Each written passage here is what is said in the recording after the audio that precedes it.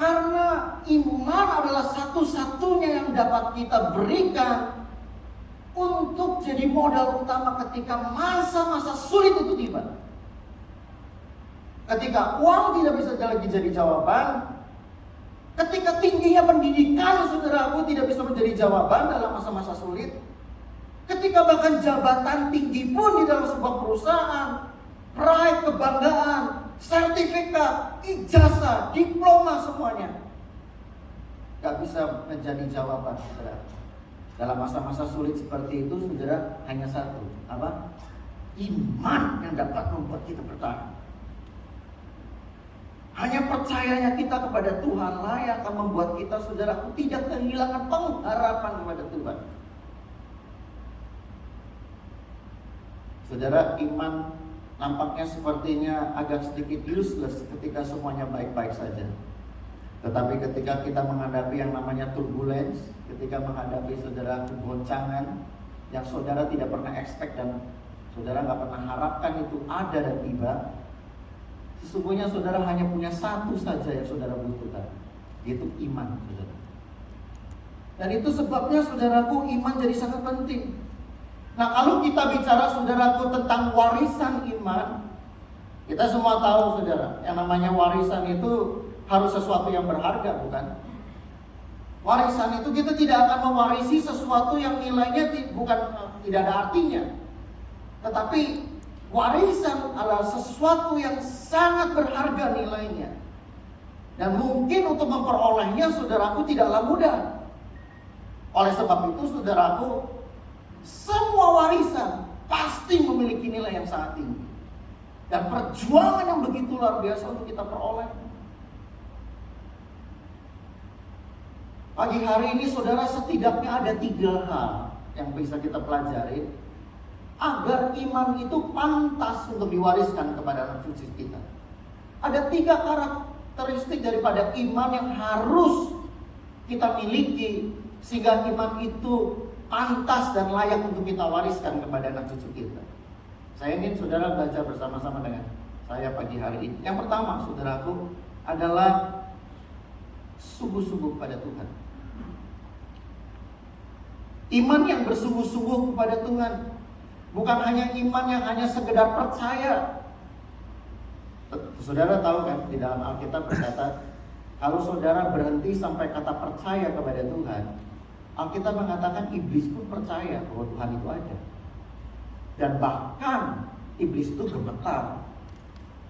Loh, kita, saudara, terus terang saja, kadang-kadang kita ini bermain-main sama Tuhan. Kita bisa bercanda tentang Tuhan. Saya mau beritahu, iblis, setan, saudaraku, gak bisa bercanda dengan nama Tuhan. Dia sangat hormat kepada Tuhan. Dan hormatnya itu sampai gemetar, firman Tuhan berkata. Kita bisa bermain-main. Kita gampang make jokes about God. Kata bersungguh-sungguh ini, saudaraku, merupakan sesuatu yang kita, dengan kata lain, saudara, kata sungguh-sungguh adalah tidak main-main. Yang namanya spirituality, yang namanya sungguh-sungguh sama Tuhan itu, saudara, tidak main-main. Ibrani pasal yang ke-11 ayat yang ke-6 berkata demikian, tetapi tanpa iman tidak mungkin orang berkenan kepada Allah. Sebab barang siapa berpaling kepada Allah, ia harus percaya bahwa Allah ada, dan bahwa Allah memberi upah kepada orang yang apa, saudaraku? Sungguh-sungguh mencari Dia. Katakan bersama 3-4. Sungguh-sungguh mencari Dia. Dia memberi upah kepada mereka yang bersungguh-sungguh mencari Dia. Kata sungguh-sungguh ini, saudaraku, mengandung arti bahwa ini bukan main-main. Kalau saudara menganggap bahwa ibadah gereja itu hanya sekedar main-main saja, saudara, keliru. Izinkan saya ngomong apa adanya, mas saudara. Sekarang ini hampir 2 tahun ini kita di Pampers dan punya pilihan untuk kita ibadah online, betul ya? Dan dengan adanya ibadah online ini, awal-awalnya adalah satu-satunya jawaban untuk kita tetap bisa beribadah. Tetapi setelah saudara menikmati ibadah online, saudara merasa relax, nyaman, gak ada orang yang dalam tanda kutip ngecek. Saudara sekarang kalau mau pergi ibadah onsite, saudara perlu usaha. Saudara perlu mandi, perlu prepare, pakai baju aja yang terbaik, saudara pilih yang terbaik. Alasannya apa? Ya, kita mau ketemu Tuhan katanya tadi pagi waktu mau berangkat sama-sama, Pak Andreas bilang begini, Pak, mau pakai jas? Aku udah pakai jas kok. Gak apa-apa, aku setiap minggu pakai jas. Dia bilang ini, mau ketemu Tuhan mesti ganteng. Langsung saya ngaca sebelum berangkat, saya cukup ganteng nanti kalau Tuhan ya.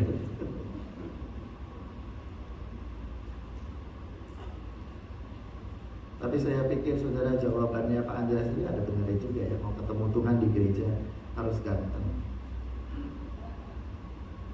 Saya tanya sama saudara, saudara ibadah di rumah perlu dandan gak? Halo? Enggak. Bahkan nggak pakai mandi. Dan jujur aja kadang-kadang saudaraku nggak ada hormatnya sama sekali, nggak sikat gigi pun saudara buka YouTube, buru-buru. Dan saudara nggak perlu ada kata terlambat karena saudara bisa nonton kapan aja. Dan saya mau beritahu, kadang-kadang sekarang ini saudara yang sudah addicted dengan online service, saudara akhirnya nganggap bahwa ibadah nanti aja. Kalau ada waktu senggang, kalau waktunya udah tersisa, the last energy, sambil mau tidur saudara dengerin. Dan bahkan saudaraku, saudara skip pujian penyembahannya, saudara langsung masuk ke intinya aja. Nggak ada hormatnya saudara sama Tuhan, nggak ada usahanya, effortnya sama sekali untuk saudara melakukan itu untuk Tuhan. Dulu saudara ibadah, saudara dandan, saudara pikir, saudara bilang mau kasih yang terbaik buat Tuhan. Saya bilang bohong lah. Saudara cuma pengen kelihatan sama orang-orang di sekitar aja supaya saudara cantik, ganteng, kaya, cukup kaya dengan barang-barang branded saudara. Tapi saudara nggak berikan itu buat Tuhan. Buktinya apa? Nggak ada yang lihat apa-apa di rumah saudara pakai kaos oblong kok.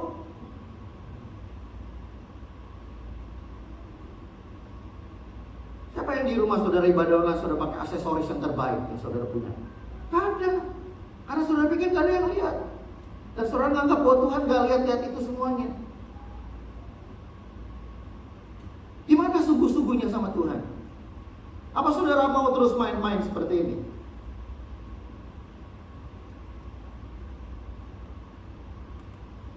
Anak-anakmu, anak cucumu saudara, melihat kelakuanmu, caramu beribadah di rumah. Lama-lama mereka berpikir, oh, papa mama ternyata nggak benar-benar sungguh-sungguh sama Tuhan, nggak benar-benar respect sama Tuhan. Kenapa? Ya ibadah semaunya dia sendiri.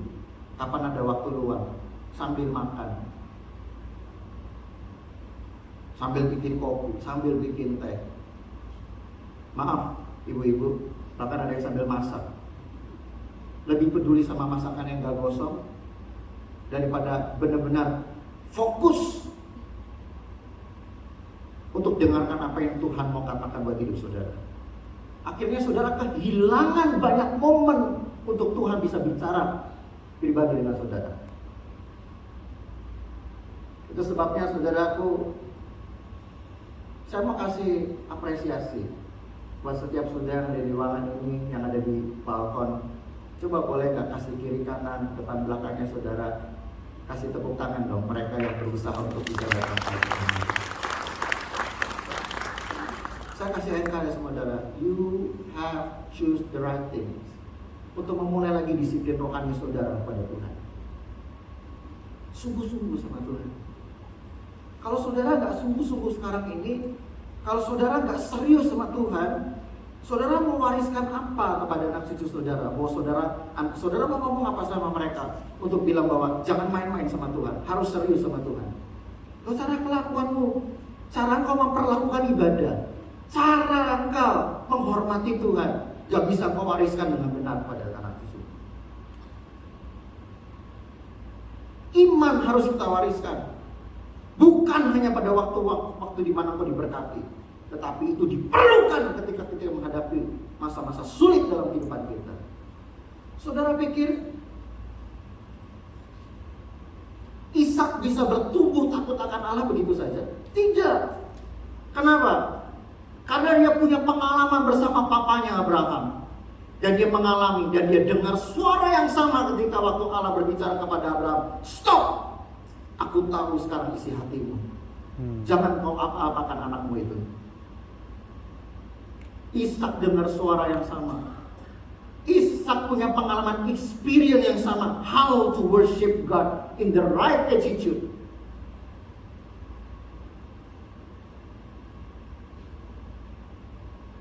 Bahkan saudaraku yang kekasih, ketika nanti Tuhan datang, yang dicari saudara bukannya berapa banyak crypto coin yang kau punya.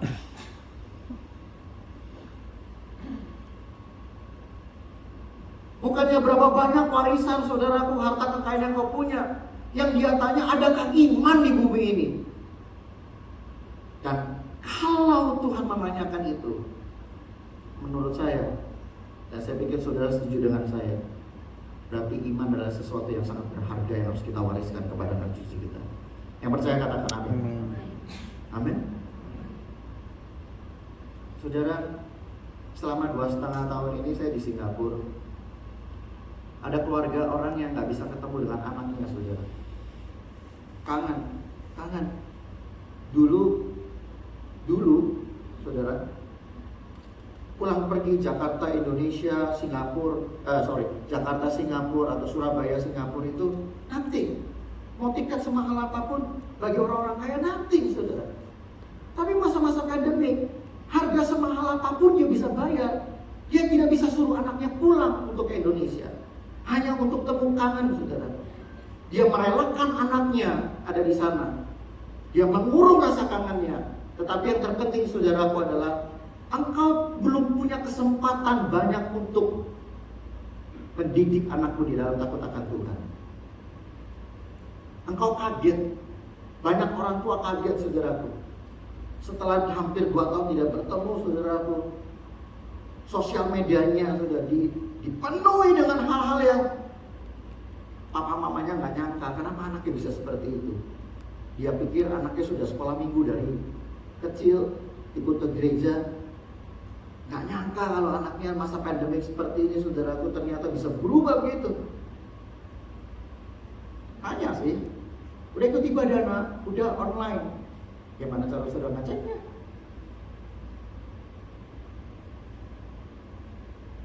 Gimana coba saudara ngeceknya? Anak saudara ibadah online. Ibadah online, handphonenya nyalain YouTube ibadah, laptopnya saudara main game. Handphonenya saudaraku nyalain ibadah, laptopnya nyalain Netflix, saudara. Coba saudara, jujur, masa-masa pandemik ini semestinya kita punya lebih banyak waktu untuk kita bisa sungguh-sungguh sama Tuhan, ya atau tidak? Tapi berapa banyak di antara saudara yang meluangkan lebih banyak baca Alkitab dan doa di rumah selama masa pandemik ini? Atau saudara mau jujur sama Tuhan, iya Tuhan, aku lebih menghabiskan banyak nonton Netflix dan nonton-nonton yang lain mungkin. Tuhan pikir dikasih pandemik, anak-anakku bakal lebih mendekat kepada Tuhan dan lebih bersungguh-sungguh. Tuhan pikir dikasih pandemik, aku pikir anak-anakku akan lebih banyak mendekat dan mendengarkan suaraku. Tapi ternyata tidak. Bahkan tadi apa yang Pak Andreas bilang, maaf sekali lagi, sampai lupa untuk menyembah Tuhan dalam persembahan pun juga lupa. Kalau itu adalah bagian penyembahan kita kepada Tuhan. Gak tahu benar-benar lupa atau sengaja purposely kau melupakannya. Masa pandemik ini semestinya kita lebih punya banyak waktu loh saudara, untuk kita belajar, kita pertajam iman kita memperdalam iman kita lebih bersungguh-sungguh sama Tuhan. Sekarang yang diributin saudara di Indonesia, kalau saya searching berita-beritanya, jujur aja saudara, highlightnya kata-katanya itu crazy rich. Tapi pagi ini saya mau beritahu, di MDC Surabaya, mari kita dengungkan bukan crazy rich yang penting, tapi crazy faith yang penting sama Tuhan. Kasih tepuk tangan buat Tuhan.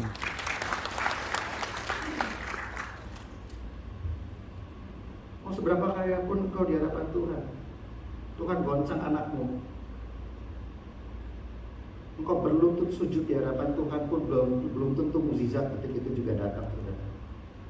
Tapi kalau engkau bersungguh-sungguh kepada Tuhan dan kau memiliki iman yang besar, yang kuat sedemikian rupa, dan kau wariskan itu kepada anak cucumu, engkau akan punya ketenangan batin. Aku percaya, Tuhan, aku yakin sekalipun anakku akan mengalami masa-masa sulit, tetapi dia akan tetap kuat bersama dengan engkau, karena aku telah mewarisi iman yang kuat yang aku miliki, karena aku punya hubungan yang intim dengan engkau. Saudara, jangan take it for granted dengan hal yang seperti ini satu ini. Ini waktunya untuk kita nggak main-main, saudara. Ukraine, Rusia sudah perang. Tanda-tandanya itu sudah, wah, saudara mau tunggu apa lagi? Saudara butuh waktu apa lagi untuk meyakinkan bahwa ini adalah sudah di zaman akhir? Saudara masih mau main-main?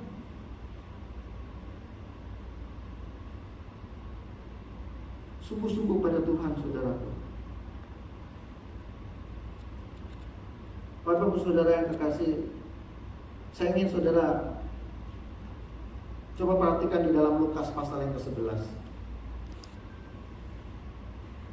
Lukas pasal yang ke-11 ayatnya yang ke-9 sampai yang ke-10. Berkata kepadamu, mintalah maka akan diberikan, carilah maka akan mendapat, ketoklah maka pintu akan dibukakan.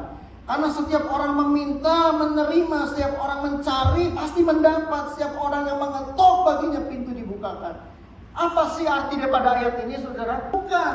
Tapi ayat ini berbicara mengenai tentang ada usaha dong untuk cari Tuhan. Lakukan sesuatu. Jangan hanya diam, jangan hanya untuk disuapi. Do something. Kalau kau gak pernah minta hati yang bersungguh-sungguh pada Tuhan, minta hari ini. Kalau kau gak pernah cari kerajaan Allah dengan sungguh-sungguh, cari sampai kau mendapatkannya. Tuhan bilang carilah dulu kerajaan Allah dan semua akan ditambahkan. Tapi kau gak pernah cari, kau gak pernah dapatkan itu. Bahkan kau gak pernah ketuk itu hati Tuhan. Bukan untuk mengasihani engkau, tapi untuk membuat engkau semakin dekat dan mengerti apa yang Tuhan inginkan, yang Tuhan suka. Semua yang disibukkan adalah apa yang engkau suka, kebutuhanmu, keperluanmu. Saya nggak bilang bahwa itu semuanya penting atau perlu, saudara. Saya mau beritahu, bahkan Tuhan pun ada ayat yang berkata bahwa Tuhan tahu semua bahwa kau perlu itu. Jangan dipikir bahwa Tuhan nggak tahu, Tuhan tahu. Tetapi pernahkah kau berpikir apa sih yang Tuhan butuh dari hidup saya? Tuhan cuma butuh satu. Kasihilah Tuhan Allahmu dengan segenap hatimu, dengan segenap jiwamu, dengan segenap akal budimu. Bahkan tentang Tuhan, saudaraku, Tuhan udah kasih banyak guidance loh. Yang satu ini, jangan main-main. Pasangkan itu di palang pintu rumahmu. Cerita kepada anak cucumu ketika kau dalam perjalanan. Cerita kepada keturunanmu, anak cucumu ketika kau berada di meja makan. Cerita kepada anak cucumu.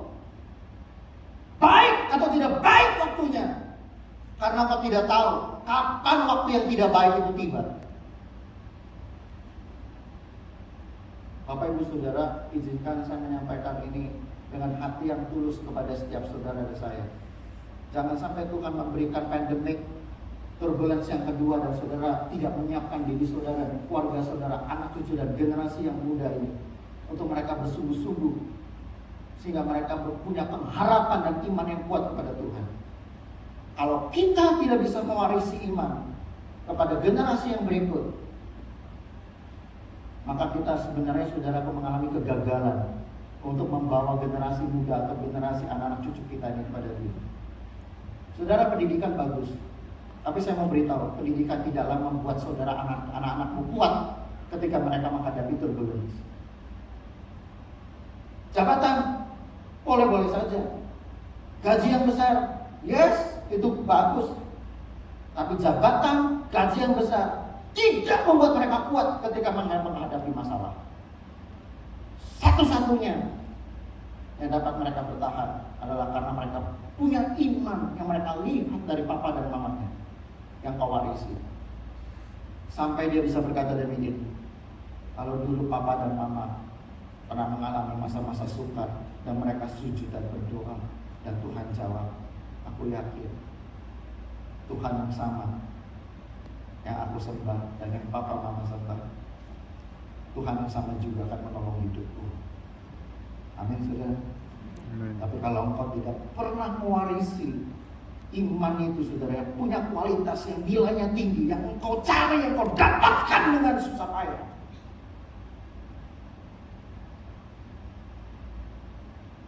mereka tidak akan pernah treasure, saudara, yang namanya ibadah. Mereka tidak pernah treasure yang namanya baca Alkitab. Mereka tidak pernah treasure yang namanya berdoa. Mereka tidak pernah treasure yang namanya, saudaraku, memberi persembahan kepada Tuhan, bagian dari penyembahan yang kudus kepada Tuhan. Halo? Are you okay with that?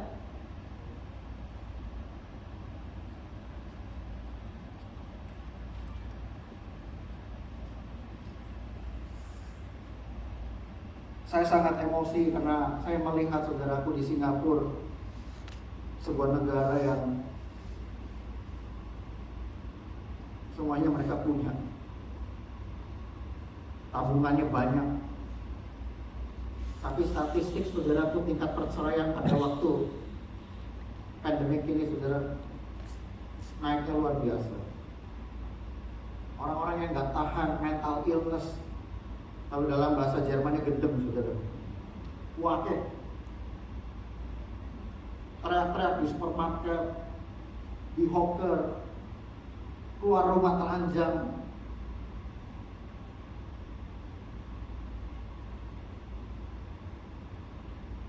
Banyak, saudara. Saya menangis melihat pemandangan seperti itu.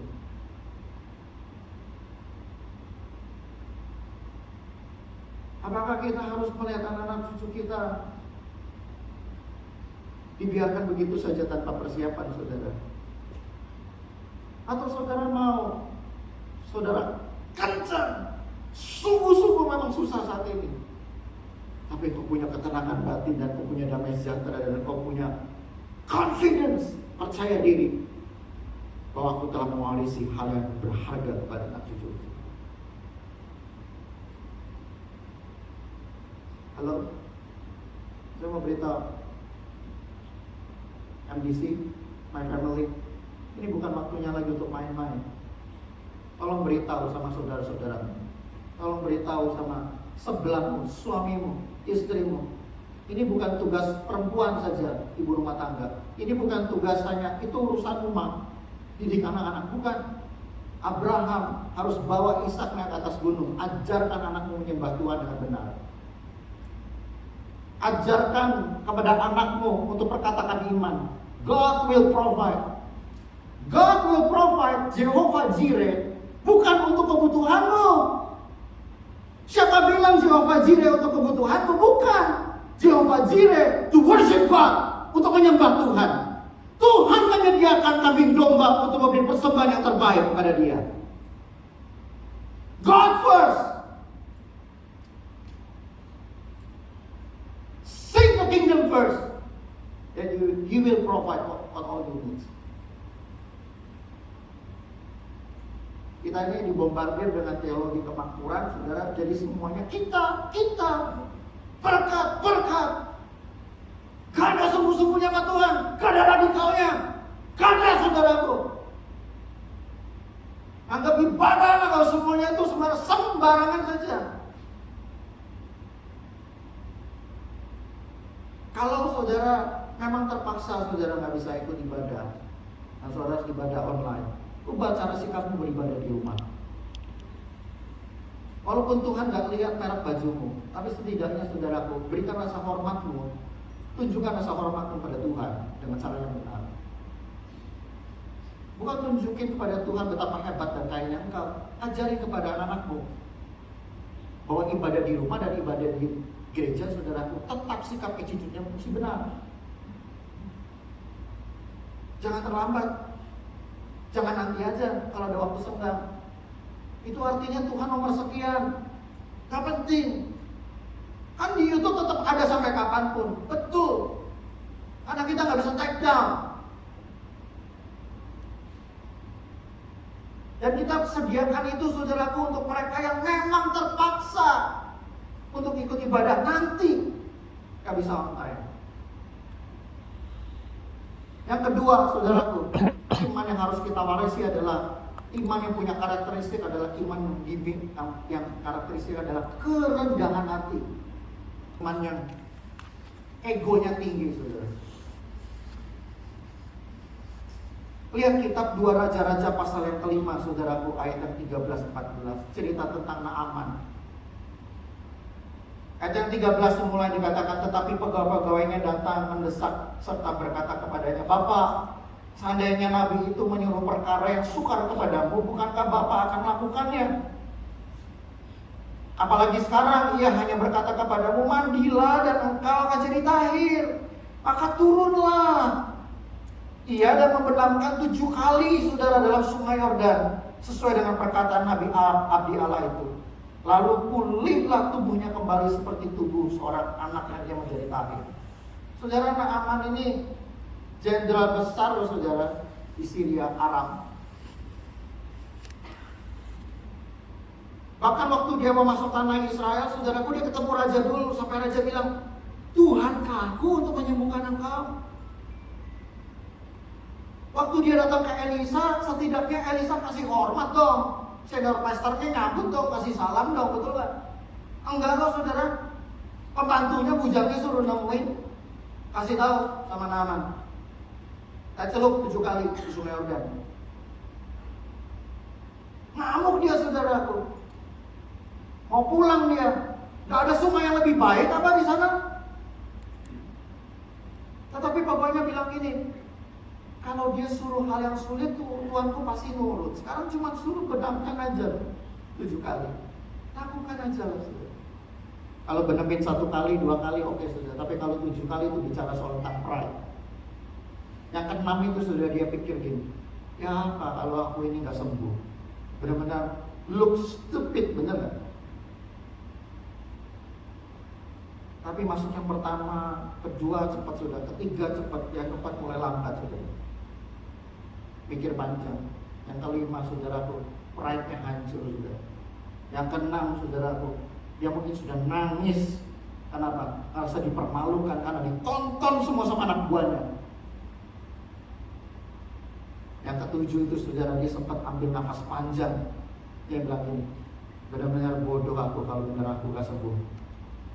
Tetapi yang ketujuh itu sudah dilakukan dan dia benamkan, dan ketika dia bangkit sudah dia sembuh, saudara.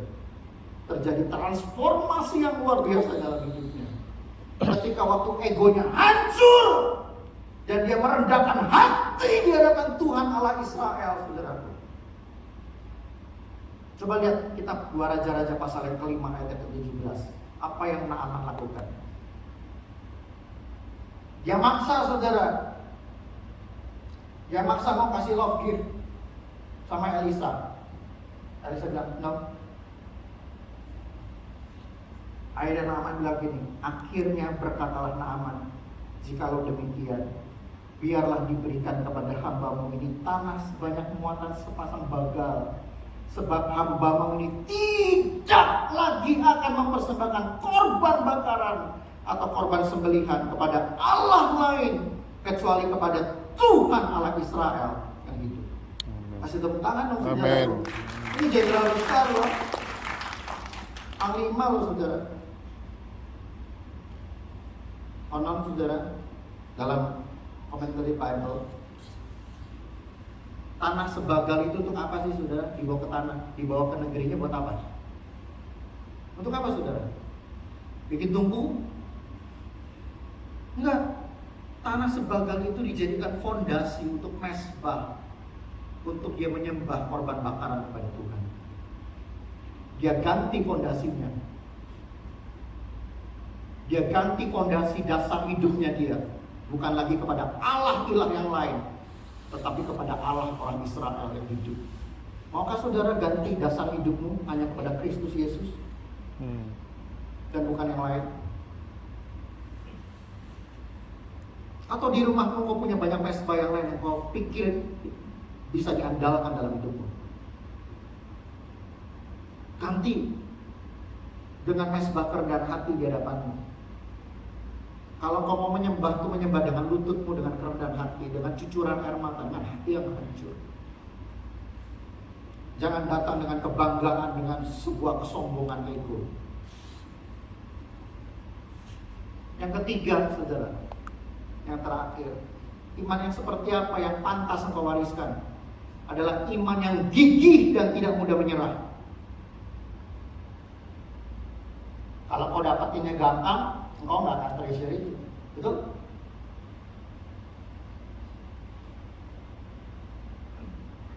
Kalau engkau gampang dapatinnya, ya engkau nggak akan treasure. Tapi kalau engkau susah payah, gigih engkau sampai enggak, waduh rasanya, sampai pakai kata tidak pakai menyerah untuk mendapatkan ini, maka barulah pantas engkau untuk warisi iman yang seperti itu. Baca Alkitab itu saudara perlu disiplin loh. Dan saudara perlu meluangkan waktu dengan benar loh. Ngajarin, ngebacain anak saudara cerita Alkitab itu perlu waktu loh saudara. Jangan kirim anakmu ke sekolah minggu dan bilang, Pak Guru sekolah minggu ajar loh anakku supaya dia takut akan Tuhan dan kau bebas tugasnya. No. Dia cuma 1 hari dalam 1 minggu dan cuma 30 menit diajarnya sama guru sekolah minggumu. Kalau kau tidak mengajarkan setiap hari di rumah, kau tidak mendidik dan kau menceritakan tentang Tuhan, tidak akan mungkin anak-anakmu saudara bisa takut akan Tuhan.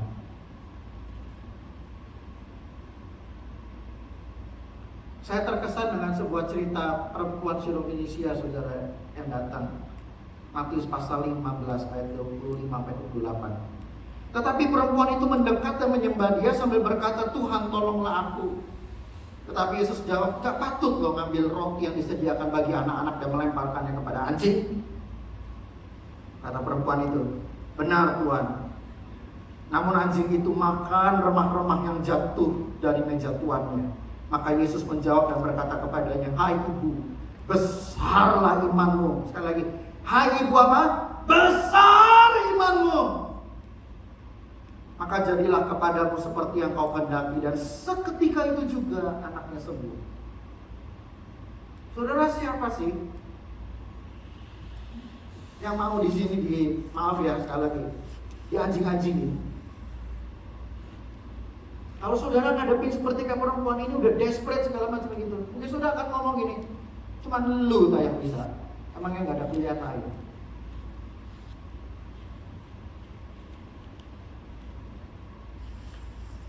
Mama saya waktu kena COVID, saudara, mau beli oksigen aja, aduh susahnya luar biasa. Sampai kita ini mikir ya, gak apa-apa wis, 50 juta, 100 juta akan kita coba usahakan asal dapat oksigen. Gak bisa loh saudara. Ketika uangmu gak bisa menyelamatkan engkau lagi, cuma pengharapan kepada Tuhan yang bisa engkau andalkan. Saudara yang kekasih, coba lihat apa perempuan ini. Dia gak sakit hati, dia gak seperti Naaman itu hampir gagal loh saudara. Naaman ini hampir gini, becek no nih orang, ya kurang ajar ini. Gak ada sungai yang lebih bagus kan. Dia mau pulang loh saudara, hampir nyerah loh. Tapi perempuan ini enggak loh saudara. Dia ngomong anjing itu, dia bilang gini, benar Tuhan. Tetapi anjing itu makan cuma dari remah-remah yang jatuh dari meja Tuhan. Artinya dia bilang gini, aku ini anjing Tuhan, yang gak butuh potongan roti yang besar. Aku cuma berharap the crumbs tremble down, and that's enough. Christ is enough for me. Apa itu lagu cuma enak dinyanyiin atau bener-bener Kristus itu cukup buat hidup saudara, dalam hidup saudara?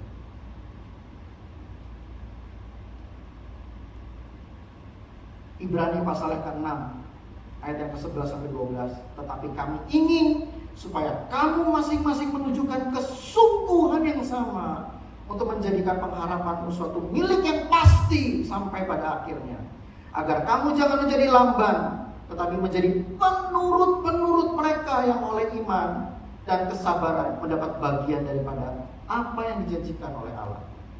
Penurut-penurut iman, saudara. Penurut-penurut kebenaran. Itu yang Tuhan mau, ketaatanmu.